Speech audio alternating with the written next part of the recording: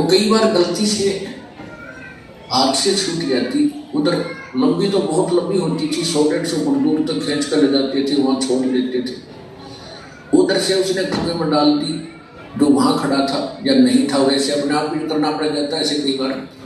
और उधर से हाथ से छूट गई तो वो क्या करती थी, रस्सी बाल्टी नीचे जा रही है कुएं में और रस्सी हाथ से छूट गई और वो भी आगे धीरे धीरे सरकती जा रही है और वो रस्सी रहेगी 2 फुट की, गिरने में सारी जा चुकी है कुएं में और भाग दौड़ के कोशिश करके उसका लास्ट भी पकड़ ले, एंड उसको पूछड़ी बोल रहे, पूछड़ी एंड ने तो पूछड़ी भी मिल गई, हाथ में आ गई तो कुछ भी ना गया, बाल्टी भी आ गई, पानी भी आ गया।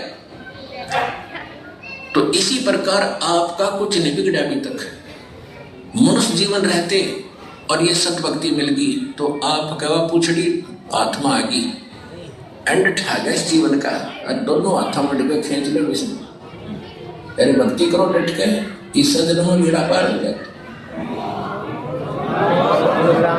जीवन तक थोड़ा भला जैसा सत्य सोमरण हो, ये लाख वर्ष का जीवन लेख धरे ना कोई।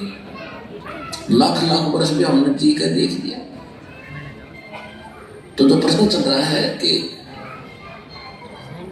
सतयुग में आपकी पूंजी खत्म हुई, उसके बाद त्रेता में आपने बड़े बड़े खूब अच्छे जीवन व्यतीत किए, कोई दुख विशेष नहीं होते थे। और फिर इसी प्रकार द्वापर में अब कलयुग के प्रारंभ में भी घना सा दुख नहीं था, अभी तक परमात्मा में आस्था भी थी। अब काल ने इस बिजली पीढ़ी में बिजली गिरनी थी। आप देख रहे हो दास का जन्म 8 सितंबर 1951, 8/9/51 में 1951 को हुआ था।